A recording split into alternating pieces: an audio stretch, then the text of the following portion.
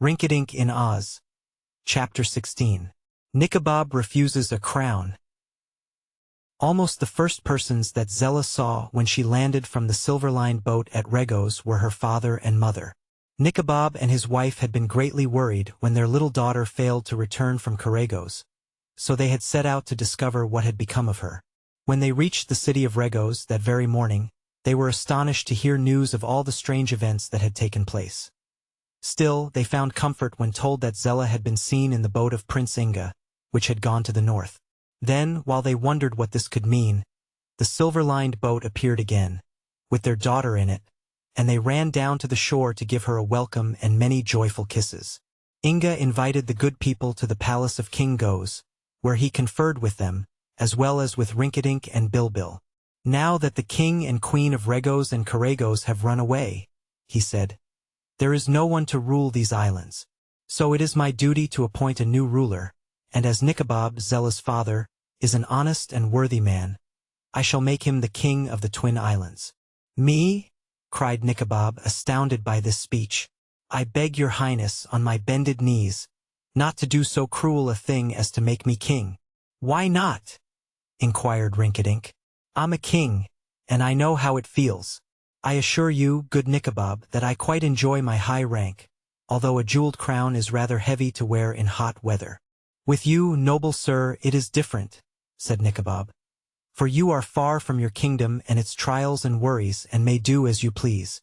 But to remain in Regos as king over these fierce and unruly warriors would be to live in constant anxiety and peril, and the chances are that they would murder me within a month.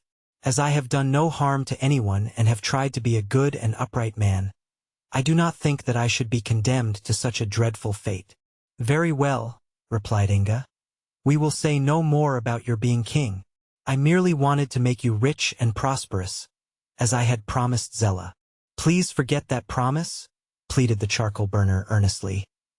"I have been safe from molestation for many years, because I was poor and possessed nothing that anyone else could envy. But if you make me rich and prosperous, I shall at once become the prey of thieves and marauders and probably will lose my life in the attempt to protect my fortune." Inga looked at the man in surprise. "What, then, can I do to please you?" he inquired. "Nothing more than to allow me to go home to my poor cabin," said Nikobob. "Perhaps," remarked King Rinkitink, "the charcoal burner has more wisdom concealed in that hard head of his than we gave him credit for. But let us use that wisdom, for the present, to counsel us what to do in this emergency." "What you call my wisdom," said Nikobob, "is merely common sense. I have noticed that some men become rich, and are scorned by some and robbed by others. Other men become famous, and are mocked at and derided by their fellows. But the poor and humble man who lives unnoticed and unknown escapes all these troubles, and is the only one who can appreciate the joy of living. If I had a hand instead of a cloven hoof, I'd like to shake hands with you, Nikobob," said Bilbil the goat. "But the poor man must not have a cruel master, or he is undone."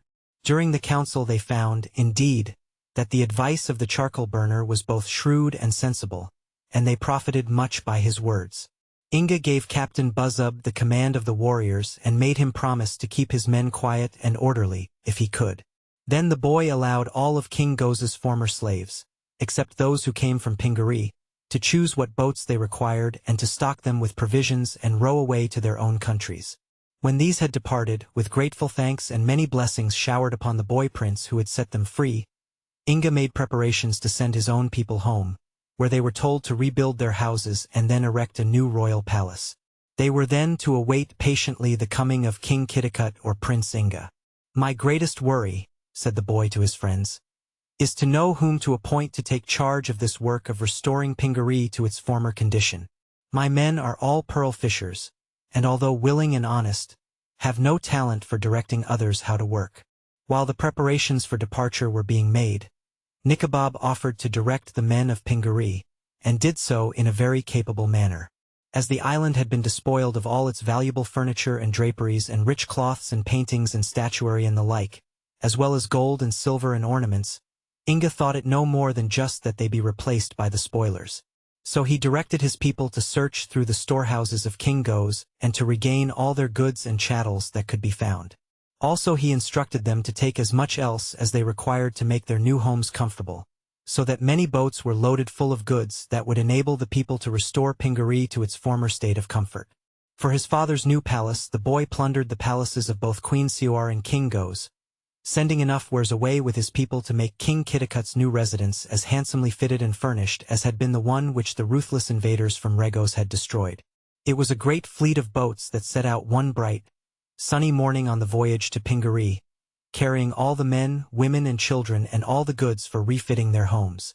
As he saw the fleet depart, Prince Inga felt that he had already successfully accomplished a part of his mission, but he vowed he would never return to Pingaree in person until he could take his father and mother there with him.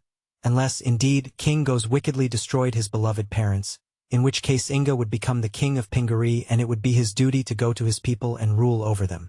It was while the last of the boats were preparing to sail for Pingaree that Nikobob, who had been of great service in getting them ready, came to Inga in a thoughtful mood and said, "Your Highness, my wife and my daughter Zella have been urging me to leave Regos and settle down in your island, in a new home.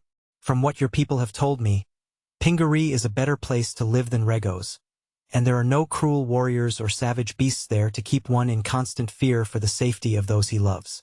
Therefore, I have come to ask to go with my family in one of the boats."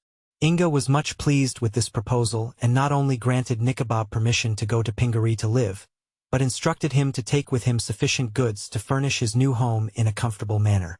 In addition to this, he appointed Nikobob general manager of the buildings and of the pearl fisheries, until his father or he himself arrived, and the people approved this order because they liked Nikobob and knew him to be just and honest.